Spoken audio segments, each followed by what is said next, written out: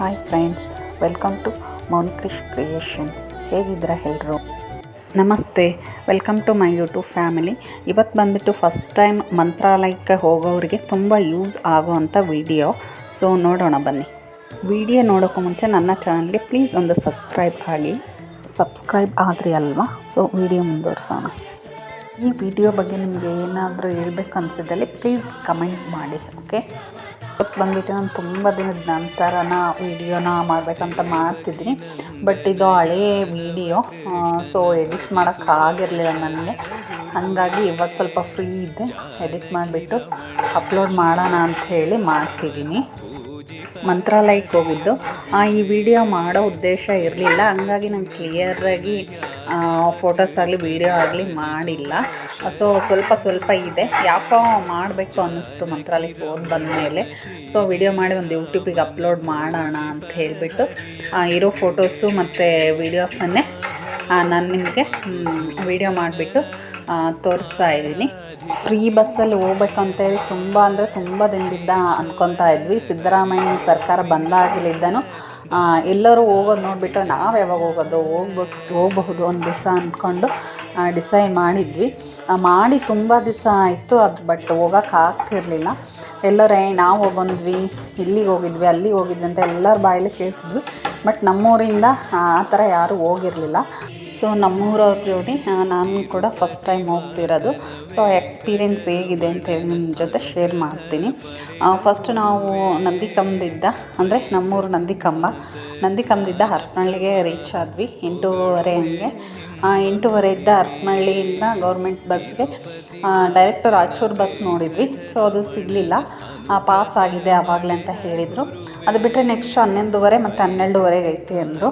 ಅಷ್ಟೊತ್ತು ಸುಮ್ಮನೆ time pass ಮಾಡೋದು ಬೇಡ, ನಾವು ಡೈರೆಕ್ಟ್ ಬಸ್ ಕಾಯ್ತಾ ಕೂತ್ಕೊಂಡ್ರೆ ಅಲ್ಲಿಗೆ ಬೇಗ ರೀಚ್ ಆಗೋಕ್ಕಾಗಲ್ಲ. ಅಂದರೆ ಈವ್ನಿಂಗ್ ರೀಚ್ ಆದರೆ ಚೆನ್ನಾಗಿ 6 o'clock ಅಂತ ಹೇಳಿದರು ಹೋಗಿ ಬಂದಿರೋರೆಲ್ಲ. ಹಾಗಾಗಿ ನಾವು ಹೊಸಪೇಟೆ ಬಸ್ನ ಹತ್ಕೊಂಡು ಹೋದ್ವಿ. ಆರಾಮಾಗಿ ಫ್ರೀಯಾಗೇ ಇತ್ತು, ಎಲ್ರಿಗೂ ಅಕ್ಕಪಕ್ಕನೇ ಸೀಟ್ ಸಿಕ್ಕಿದ್ವು. ಫ್ರಂಟು ಮತ್ತು ಮಧ್ಯದಲ್ಲೇ ಸೀಟು ಸಿಕ್ಕಿದ್ವು ನಮಗೆ. ಸೊ ಆನ್ ದ ವೇ ರೋಡಲ್ಲೇ ಹೊಸಪೇಟೆ ಡ್ಯಾಮ್ ನೋಡ್ಕೋತಾ ಖುಷೀಲಿ ಎಲ್ಲರೂ ಪ್ರಯಾಣ ಸ್ಟಾರ್ಟ್ ಮಾಡಿದ್ವಿ. ನಾವೆಲ್ಲೂ ಹೊರಗಡೆ ಊಟಕ್ಕಾಗಲಿ ಟಿಫಿನ್ಗಾಗಲಿ ಹೋಗಲಿಲ್ಲ. ಸೊ ಒಬ್ಬೊಬ್ಬರು ಒಂದೊಂದು ಐಟಮ್ ಮಾಡ್ಕೊಂಡು ಹೋಗಿದ್ವಿ. ಒಬ್ಬರು ಟಿಫನ್ನು, ಒಬ್ಬರು ಚಪಾತಿ, ಒಬ್ಬರು ಕುರ್ಕಲು ತಿಂಡಿ, ಈ ಥರ ಮಾಡ್ಕೊಂಡು ಹೋಗಿದ್ದರಿಂದ ನಮಗೆ ಹಸು ಅಷ್ಟೊಂದು ಅನ್ನಿಸ್ಲಿಲ್ಲ. ಸೊ ನಮಗೆಲ್ಲಿ ಟೈಮ್ ಸಿಗುತ್ತೋ ಅಲ್ಲಿ ಊಟ ಟಿಫನ್ ಎಲ್ಲ ಮಾಡ್ಕೊತ ಹೊಸಪೇಟೆಗೆ ರೀಚ್ ಆದ್ವಿ. ಹೊಸಪೇಟೆಗೆ ರೀಚ್ ಆದಮೇಲೆ ಬಸ್ಸಲ್ಲಿ ನಾವು ಕಾಯಲೇ ಇಲ್ಲ. ನೆಕ್ಸ್ಟ್ ಸೆಕೆಂಡಲ್ಲೇ ನಮಗೆ ರಾಯಚೂರು ಬಸ್ ಆರಾಮಾಗಿ ಫ್ರೀಯಾಗಿ ಇತ್ತು, ರೆಡಿ ಇತ್ತು. ಸೊ ನಾವು ಹಂಗೆ ಹತ್ಕೊಂಡು ಅಲ್ಲಿದ್ದ ರಾಯಚೂರಿಗೆ ಜರ್ನಿ ಸ್ಟಾರ್ಟ್ ಮಾಡಿದ್ವಿ. ಅಲ್ಲಿ ನಿದ್ದೆ ಮಾಡ್ತಾ ಟೈಮ್ ಪಾಸ್ ಮಾಡ್ತಾ ಮಾತಾಡ್ತಾ ರಾಯಚೂರು ಬಂದಿದ್ದೆ ಗೊತ್ತಾಗಲಿಲ್ಲ. 4:30 ಹಾಗೆ ನಾವು ರಾಯಚೂರು ರೀಚ್ ಆದ್ವಿ. ಅಲ್ಲಿಂದ ಕೂಡ ಅಷ್ಟೇ ಮಂತ್ರಾಲಯಕ್ಕೆ ಬಸ್ಸು ರೆಡಿ ಇತ್ತು, ಸ್ವಲ್ಪ ರಶ್ ಇತ್ತು. ಸೊ ಒಂದು 10 minutes ವೆಯ್ಟ್ ಮಾಡಿದ್ವಿ. ಸೀಟೆಲ್ಲ ಖಾಲಿಯಾಗಿ ನಮಗೆ ಅಲ್ಲಿ ಸೀಟ್ ಸಿಕ್ಕು ಕೂಡ. ಸೊ 6 o'clock ಹಾಗೆ ನಾವು ಮಂತ್ರಾಲಯಕ್ಕೆ ರೀಚ್ ಆದ್ವಿ. ಸೊ ಎಲ್ಲರ ಮುಖದಲ್ಲಿ ಏನೋ ಒಂಥರ ಖುಷಿ. ನಾವು ಲಾಂಗ್ ಜರ್ನಿ, ಎಷ್ಟು ರಿಸ್ಕ್ ಆಗುತ್ತೋ ಏನೋ, ಸುಸ್ತಾಗ್ತೀವೇನೋ ಅಂದ್ಕೊಂಡಿದ್ವಿ. ಬಟ್ ಆರಾಮ್ಸೆಯಾಗಿ ನಾವು ಮಂತ್ರಾಲಯಕ್ಕೆ ರೀಚ್ ಆದ್ವಿ. ಮಂತ್ರಾಲಯಕ್ಕೆ ಬಂದುಬಿಟ್ಟು ನಾವು ಬಸ್ ಇಳಿದು ಒಂದು 10 minutes ನಡ್ಕೊಂಡು ಹೋದರೆ ಅಲ್ಲಿ ಮೇನ್ ಆರ್ಚ್ ಅಂತ ಬರುತ್ತೆ. ಸೊ ಅಲ್ಲಿ ನಮಗೆ ರೂಮ್ ವೇಕೆನ್ಸಿ ಎಲ್ಲ ಸಿಗುತ್ತೆ. ಸೊ ನಾವು ಇರುತ್ತೆ ಅಲ್ಲಿ ದೇವಸ್ಥಾನದ ರೂಮ್ಗಳು ಸಿಗ್ತಾವಂತೇಳಿ ಬೋರ್ಡ್ ಹಾಕಿರ್ತಾರೆ. ಅಲ್ಲಿ ನಾವು ವಿಚಾರಣೆ ಮಾಡಿಬಿಟ್ಟು ಫಸ್ಟು ಓದೋದ್ರೆ ನಾವು ರೂಮ್ ತೊಗೋಬೇಕು. ಯಾಕಂದರೆ ನೈಟು 8 ಗಂಟೆ 9 ಗಂಟೆ ಆದರೆ ರೂಮೆಲ್ಲ ಫುಲ್ಲು ಬುಕ್ಕಿಂಗ್ ಆಗಿರ್ತವೆ, ಕ್ಲೋಸ್ ಕೂಡ ಆಗಿರ್ತವೆ. ಸೊ ನಮಗೆ ಪ್ಲ್ಯಾನಿಂಗ್ ಮೊದಲೇ ಇತ್ತು. ಡೇಟ್ ಫಿಕ್ಸ್ ಆಗಿದ್ದರೆ ಒಂದು 15 days ಮುಂಚೆ ನಾವು ಆನ್ಲೈನಲ್ಲಿ ಕೂಡ ನಾವು ರೂಮ್ಸ್ ಬುಕ್ ಮಾಡ್ಬೋದು. ಸೊ ನಾವು ಕೇಳಿ ನೋಡಿದ್ವಿ, ಒಂದು 3 days ಇದ್ದಂಗೆ ನಾವು ಕೇಳಿ ನೋಡಿದ್ವಿ. ಸೊ ಹಾಗಾಗಿ ಬುಕ್ಕಿಂಗ್ ಆಗಿದ್ದಾವೆ ಸಿಗಲಿಲ್ಲ, ನಮಗೆ ಬುಕ್ಕಿಂಗ್ ಆಗಿದ್ದಾವೆ ಅಂತ ತೋರಿಸ್ತಾ ಇತ್ತು ಆನ್ಲೈನಲ್ಲಿ. ಹಾಗಾಗಿ ಡೈರೆಕ್ಟ್ ಹೋಗಿನೇ ನಾವು ರೂಮ್ ಮಾಡಿದ್ರೆ ಆಯ್ತು ಅಂತ ಹೇಳಿಬಿಟ್ಟು ಎಷ್ಟು ಬೇಗ ರೀಚ್ ಆಗುತ್ತೋ ಅಷ್ಟು ಬೇಗ ನಾವು ರೀಚ್ ಆಗಬೇಕಂತ ಹೇಳಿಬಿಟ್ಟು ಬಂತಿದ್ವಿ. ಸೊ ಹಾಗಾಗಿ ನಾವು ಅಂದ್ಕೊಂಡಿರೋ ಟೈಮಿಗೆ 6 ಗಂಟೆಗೆ ನಾವು ಮಂತ್ರಾಲಯಕ್ಕೆ ರೀಚ್ ಆದ್ವಿ. ಸೊ ರೂಮ್ ನೋಡೋಣ ಅಂತ ಹೇಳ್ಬಿಟ್ಟು ನಾವು ಆರ್ಚ್ ಅಂತ ಏನು ಹೇಳ್ತೀವಿ ಈ ವಿಡಿಯೋನ ಎಲ್ಲಿ ಸ್ಕಿಪ್ ಮಾಡದೆ ನೋಡಿ, ಯಾಕಂದರೆ ಇದು ಫಸ್ಟ್ ಟೈಮ್ ಹೋಗೋರಿಗೆ ತುಂಬ ಅನುಕೂಲ ಆಗ್ತಕ್ಕಂಥ ವಿಡಿಯೋ. ಸೊ ಅವೈಲೇಬಲ್ ಇರುತ್ತೆ, ಕೇಳಿ ನೋಡಿ ಅಂತ ಹೇಳಿದರು. ಸೊ ನಾವು ನೋಡೋಣ ಅಂತ ಹೋದ್ವಿ. ಸೊ ಅಲ್ಲಿ ನಿಮಗೆ ರೂಮ್ ಬುಕ್ಕಿಂಗ್ ಬೇಕಿತ್ತು, ರೂಮ್ ಏನಾರು ಮಾಡ್ತಿದ್ರೆ ನಾವು ಕರ್ಕೊಂಡು ಹೋಗ್ತೀವಿ ಬರ್ರಿ ಅಂತ ಹೇಳಿ ಅಲ್ಲೊಂದು ಇಬ್ಬರು ಮೂವರು ಬಂದರು. ಸೊ ನಾವು ದೇವಸ್ಥಾನದ ರೂಮ್ ಅಂದ್ಕೊಂಡು ಅವ್ರ ಜೊತೆ ಹೋಗ್ತಾ ಇದ್ವಿ. ಅವರು ಇಲ್ಲ ಲಾಡ್ಜು ಅಂತ ಹೇಳಿದರು. ಇಲ್ಲ ಲಾಡ್ಜ್ ಹತ್ರ ಬೇಡ, ನಮಗೆ ದೇವಸ್ಥಾನದ ರೂಮ್ಗಳೇ ಬೇಕು ಅಂತೇಳಿ ಅಲ್ಲಿ ಬಿಟ್ಟು ಬೋರ್ಡು ಹುಡ್ಕೋತಾ ಹೋಗ್ಬಿಟ್ಟು ನಾವು ಕೇಳಿದ್ವಿ. ಅಲ್ಲಿ ಬಂದುಬಿಟ್ಟು ಬರೀ 4 ಮೆಂಬರ್ಸಿಗಷ್ಟೇ ಒಂದು ರೂಮು. ಸೊ ಇನ್ನೊಂದು ರೂಮ್ ತೊಗೊಳ್ರಿ, 2 ರೂಮ್ ತೊಗೊಳ್ರಿ ಅಂತ ಹೇಳಿದರು ಅವರು. ಅದಕ್ಕೆ ನಾವು 2 ರೂಮ ಬೇಡ ಬಿಡಿ ಅಂತ ಹೇಳಿದ್ವಿ. ಇಲ್ಲ ನಾವು ಒಂದೇ ರೂಮಲ್ಲಿ ಇರಬೇಕು, ಸೊ ನಾವು 6 ಮೆಂಬರ್ ಅಷ್ಟೇ ಬಂದಿರೋದು, ಡಿವೈಡ್ ಆಗಿ ಇರೋಕ್ಕಾಗಲ್ಲ ಅಂತ ಹೇಳಿದ್ದಕ್ಕೆ ನೆಕ್ಸ್ಟು ದೇವಸ್ಥಾನದ ಹಿಂದ್ಗಡೆ ಬೃಂದಾವನ ಅಂತ ಇದೆ ಮೇಡಮ್, ಅಲ್ಲಿ ಹೋಗ್ಬಿಟ್ಟು ಕೇಳಿ ನಿಮಗೆ ಸಿಗಬಹುದು ಅಂತ ಹೇಳಿದರು. ಸೊ ಹಾಗಾಗಿ ನಾವು ಡೈರೆಕ್ಟಾಗಿ ಬೃಂದಾವನ ರೂಮ್ಸ್ ಹತ್ರ ಹೋದ್ವಿ. ಸೊ ಅಲ್ಲಿ ಬಂದುಬಿಟ್ಟು ನಮಗೆ ರೂಮ್ ಅವೈಲೇಬಲ್ ಇತ್ತು. ಸೊ ಬುಕ್ ಮಾಡ್ಕೊಂಡ್ವಿ. ಇಲ್ಲಿ ಎಲ್ಲ ಮುಂಚೆ ಹೋಗಿ ಬಂದಿರೋರು ಹೇಳಿದ್ದು ಕೇಳಿ ಶಾಕ್ ಆಯಿತು ನಮಗೆ, ರೂಮ್ ಬುಕ್ಕಿಂಗ್ ಆಗಿದ್ದು ನೋಡಿ. ಯಾಕಂದರೆ ಜಸ್ಟ್ 300ಗೆ ನಮಗೆ ರೂಮ್ ಸಿಕ್ತು. ನಮಗೆ ಗೊತ್ತಿರೋರು ಹೋಗಿ ಬಂದಿರೋರು ಹೇಳಿದ ಪ್ರಕಾರ 1500ಕ್ಕೆ ಒಂದು ರೂಮ್ ಬುಕ್ಕಿಂಗ್ಗೆ ಇದೆ ಅಂತ ಹೇಳಿದರು. ಹಂಗಾಗಿ ನಮ್ಮ ಲಕ್ಕೋ ಏನೋ ಗೊತ್ತಿಲ್ಲ. ಸೊ ನಮಗೆ ಜಸ್ಟ್ 300 ರೂಮ್ ಬುಕ್ಕಾಯಿತು. ನಾವು ರೂಮ್ಗೆ ಹೋಗ್ಬಿಟ್ಟು ಫ್ರೆಶ್ ಅಪ್ ಆಗಿಬಿಟ್ಟು ಸ್ನಾನ ಮಾಡೋರು ಸ್ನಾನ ಮಾಡಿಕೊಂಡು ಫ್ರೀ ಇದ್ದೀವಲ್ಲ, ಬೆಳಗ್ಗೆ ಹೋಗೋಣ ಅಂದ್ಕೊಂಡ್ವಿ, ಬಟ್ ಫ್ರೀ ಇದ್ದೀವಿ, ಇನ್ನೂ ತುಂಬ ಟೈಮ್ ಇದೆ. ಸೊ ಇನ್ನು ಲೈಟಿಂಗ್ಸಲ್ಲಿ ನೈಟು ಚೆನ್ನಾಗಿ ಕಾಣಿಸುತ್ತೆ ಅಂತೇಳಿ ಈಗ ಒಂದು ಟೈಮ್ ದರ್ಶನ ಮಾಡೋಣ ರಾಘವೇಂದ್ರ ಸ್ವಾಮಿದು ಅಂತ ಹೇಳಿಬಿಟ್ಟು ನಾವು ದರ್ಶನ ಮಾಡಲಿಕ್ಕೆ ಹೊರಟ್ವಿ. ದರ್ಶನ ಎಲ್ಲ ತುಂಬಾ ಚೆನ್ನಾಗಿತ್ತು. ಮತ್ತು ದೇವಸ್ಥಾನ ಕೂಡ ಅಷ್ಟೇ ಪ್ರಶಾಂತವಾಗಿ ಮತ್ತು ಶಾಂತವಾಗಿ ಇತ್ತು. ಆ ರಾಘವೇಂದ್ರ ಸ್ವಾಮಿ ದರ್ಶನ ತುಂಬಾ ಚೆನ್ನಾಗಿ ಅನ್ನಿಸ್ತು. ಸೊ ಮನಸ್ಸಿಗೆ ಏನೋ ಒಂಥರ ನೆಮ್ಮದಿ, ಶಾಂತಿ. ಆ ಪ್ಲೇಸ್ ಬಿಟ್ಟು ಹೋಗೋಕ್ಕೆ ಮನಸ್ಸಿರಲಿಲ್ಲ. ಸುಮಾರು ನೈಟು 11:30 ತನಕ ನಾವು ಅಲ್ಲೇ ಕೂತಿದ್ವಿ. 9 ಗಂಟೆಗೆ ಆ ದೇವಸ್ಥಾನ ಎಲ್ಲ ಕ್ಲೋಸ್ ಆಯಿತು. ದೇವಸ್ಥಾನದ ಮುಂದೆ ದೊಡ್ಡ ಸ್ಕ್ರೀನಲ್ಲಿ ರಾಘವೇಂದ್ರ ಸ್ವಾಮಿದು ದರ್ಶನ ಪಡಿತಕ್ಕಂಥದ್ದನ್ನೆಲ್ಲ ದೊಡ್ಡ ಸ್ಕ್ರೀನಲ್ಲಿ ಹಾಗೆ ಪ್ಲೇ ಆಗ್ತಾಯಿತ್ತು. ಸೊ 9 ಗಂಟೆಗೆ ಕ್ಲೋಸ್ ಆಗ್ತಿದ್ದಂಗೆ ಎಲ್ಲರೂ ಅವರವರು ರೂಮ್ ಬುಕ್ ಮಾಡ್ಕೊಂಡಿರೋರು ರೂಮಿಗೆ ಹೋಗ್ತಾಯಿದ್ರು. ರೂಮ್ ಇಲ್ಲದೆ ಇರೋರು ಅಲ್ಲೇ ದೇವಸ್ಥಾನದ ಮುಂದೆ ಮಲ್ಕೊಳ್ಳಿಕ್ಕೆ ರೆಡಿ ಆಗ್ತಾಯಿದ್ರು. ನಾನು ಸ್ಟಾರ್ಟಿಂಗ್ ಬಂದಾಗ ಆರ್ಚ್ ಅಂತ ಏನು ಹೇಳಿದೆ, ಅಲ್ಲಿಂದ ದೇವಸ್ಥಾನದ ಮೇನ್ ಗೇಟ್ವರೆಗೂ ಪ್ರಶಾಂತವಾದ ಜಾಗ, ತುಂಬಾ ವಿಶಾಲವಾದ ಜಾಗ ಇತ್ತು.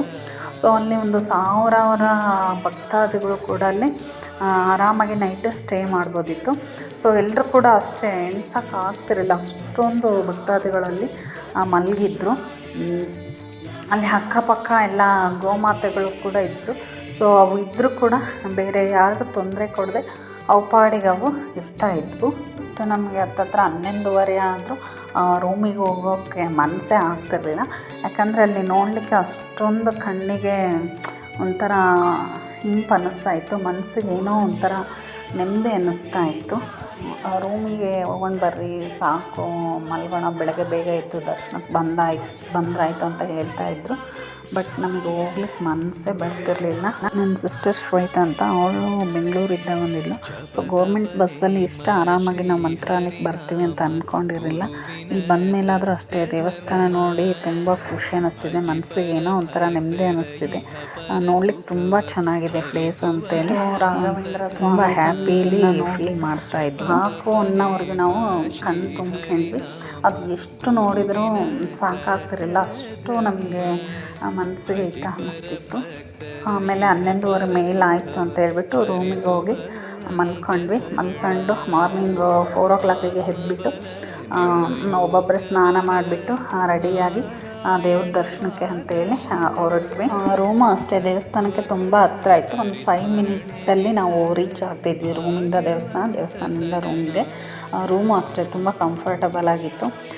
ದೊಡ್ಡ ಬೆಡ್ ಕೂಡ ಅಲ್ಲಿ ಇತ್ತು, ಅಟ್ಯಾಚ್ ಬಾತ್ರೂಮು ಎಲ್ಲ ಕೂಡ ತುಂಬ ಚೆನ್ನಾಗಿ ಅನ್ನಿಸ್ತು ನಮಗೆ ರೂಮಲ್ಲಿ. ಫಸ್ಟು ನಾವು ರೆಡಿಯಾಗಿ ಹೊರಗಡೆ ಬಂದುಬಿಟ್ಟು ನದಿ ಹತ್ರ ಹೋದ್ವಿ. ಅಲ್ಲಿ ನದಿಗೆ ದೀಪ ಹಚ್ಬಿಟ್ಟು ಪೂಜೆ ಮಾಡಲಿಕ್ಕೆ ಹೇಳಿದ್ರು ಅಲ್ಲಿರೋರೆಲ್ಲ. ಸೊ ಇರೋರೆಲ್ಲರೂ ಕೂಡ ಅದೇ ಥರ ಮಾಡ್ತಿದ್ರು. ನಾವಲ್ಲಿ ನದಿ ದಂಡೆಯಲ್ಲಿ ಕೈಕಾಲು ಮುಖ ತೊಳ್ಕೊಂಬಿಟ್ಟು ದೀಪ ತೊಗೊಂಡು ಪೂಜೆ ಮಾಡಿದ್ವಿ ಫಸ್ಟು. ಅದಾದಮೇಲೆ ನಾವು ದೇವ್ರ ದರ್ಶನಕ್ಕೆ ಹೊರಟ್ವಿ. ಎಲ್ಲರೂ ಎರಡೆರಡು ದೀಪ ತೊಗೊಂಡ್ಬಿಟ್ಟು ದೀಪ ಹಚ್ಬಿಟ್ಟು ರಾಘವೇಂದ್ರ ಸ್ವಾಮಿ ನೆನೆಸಿ ಪೂಜೆ ಮಾಡಿಕೊಂಡು ತೇಲ್ಬಿಟ್ಟು ನದಿಲಿ ದೀಪನ ಅಲ್ಲಿಂದ ನಾವು ದೇವಸ್ಥಾನಕ್ಕೆ ಹೊರಟ್ವಿ. ನೈಟ್ಗಿನ್ನ ಮಾರ್ನಿಂಗು ಸ್ವಲ್ಪ ರಶ್ ಇತ್ತು ದೇವಸ್ಥಾನ. ನೈಟ್ ಸ್ವಲ್ಪ ಕಡಿಮೆ ಇತ್ತು ಕ್ಯೂ. ಸೊ ಮಾರ್ನಿಂಗ್ ಸ್ವಲ್ಪ ಜಾಸ್ತಿ ಇರೋದ್ರಿಂದ ಒಂದು ಹಾಫ್ ಆನ್ ಅವರ್ ಮೇಲೆ ನಾವು ಕ್ಯೂ ಅಲ್ಲಿ ನಿಂತ್ವಿ. ತುಂಬ ಚೆನ್ನಾಗಿ ಕೂಡ ದರ್ಶನ ಆಯಿತು. ರಾಘವೇಂದ್ರ ಸ್ವಾಮಿ ನೋಡ್ತಾ ನಿಂತ್ಕೊಂಡ್ರೆ ಮುಂದಕ್ಕೆ ಹೋಗೋಕ್ಕೆ ಮನಸ್ಸಾಗ್ತಾ ಇರಲಿಲ್ಲ. ಬಟ್ ಅಲ್ಲಿರೋರು ಬಿಡ್ತಿರಲಿಲ್ಲ. ಮುಂದಕ್ಕೆ ಹೋಗಿ ಅಂತೇಳಿ ಕಳಿಸ್ತಾಯಿದ್ರು. ತುಂಬ ಅಂದರೆ ತುಂಬ ಚೆನ್ನಾಗೇ ಅನ್ನಿಸ್ತು ರಾಘವೇಂದ್ರ ಸ್ವಾಮಿ ದರ್ಶನ. ಮಾರ್ನಿಂಗು ದರ್ಶನ ಎಲ್ಲ ಮುಗಿದ ನಂತರ ತೀರ್ಥ ಪ್ರಸಾದ ಎಲ್ಲ ತೊಗೊಂಡ್ಬಿಟ್ಟು ಸ್ವಲ್ಪ ಹೊತ್ತು ದೇವಸ್ಥಾನದಲ್ಲೇ ಕೂತ್ಬಿಟ್ಟು ಆಮೇಲೆ ಹೊರಗಡೆ ಬಂದ್ವಿ. ಸೊ ಮನಸ್ಸಿಗೆ ತುಂಬ ಅಂದರೆ ತುಂಬ ಏನೋ ಒಂಥರ ಖುಷಿ ಇತ್ತು. ರಾಘವೇಂದ್ರ ಸ್ವಾಮಿ ದರ್ಶನ ಪಡೆದ ಮೇಲೆ ಏನೋ ಒಂಥರ ಮನಸ್ಸಿಗೆ ನೆಮ್ಮದಿ ಅನ್ನಿಸ್ತು ಸ್ವಾಮಿ ನೋಡಿದ ಮೇಲೆ. ಅಲ್ಲಿಂದ ಸ್ವಲ್ಪ ಫೋಟೋಸು ಅದು ಇದೆಲ್ಲ ತೆಕ್ಕೊಂಡು ತಿಂಡಿ ತಿನ್ನೋಕೆ ಹೊರಟ್ವಿ. ತಿಂಡಿ ತಿಂದಾದಮೇಲೆ ಅಲ್ಲೇ ಆಟೋದವ್ರು ಇದ್ದರು ನಾವು ಟಿಫನ್ ಮಾಡೋ ಹತ್ರ. ಸೊ ಒಂದು 5 ಪ್ಲೇಸಸ್ ಇದೆ, ನೋಡ್ತೀರಾ ಇಲ್ಲಿ ಬಂದವರೆಲ್ಲರೂ ಹೋಗ್ತಿದ್ದಾರೆ ಅಂತ. ಗೊತ್ತು ರೀ, ನಾವು ಅದನ್ನೇ ಕೇಳಬೇಕು ಅಂತಿದ್ವಿ. ಅಷ್ಟರಲ್ಲೇ ನೀವು ಕೇಳ್ತಾ ಇದ್ದೀರಾ ಅಂತ ಅವ್ರ ಜೊತೆ ಮಾತಾಡ್ತಾ ಇದ್ವಿ. ಸೀಟ್ ಲೆಕ್ಕ ಆಟೋ ಬಂದುಬಿಟ್ಟು ಒಂದು ಸೀಟಿಗೆ 130 ಅಂತ ಹೇಳಿದ್ರು ಅವರು. ಇಲ್ಲ 100ಗೆಲ್ಲ ಹೋಗಿ ಬಂದಿದ್ದಾರೆ. ಅವ್ರು ಹೇಳಿದ್ದಾರೆ ಹಿಂಗೆ ಆಟೋ ಇರ್ತವೆ ಕರ್ಕೊಂಡು ಹೋಗ್ತಾರೆ ಒಂದು 5 ಪ್ಲೇಸಿಗೆ, ಚೆನ್ನಾಗಿದೆ ದೇವಸ್ಥಾನಗಳೆಲ್ಲ ನೋಡ್ಕೊಂಬರ್ರಿ ಅಂತ. ಸೊ 100ಗಾದರೆ ಬರ್ತೀವಿ ಅಂತ ಹೇಳಿದ್ವಿ. ಸರಿ ಬರ್ರಿ ಅಮ್ಮ 100ಗೆ ಬರುವಂತ್ರಿ ಅಂತ ಹೇಳಿದ್ರು ಅವರು.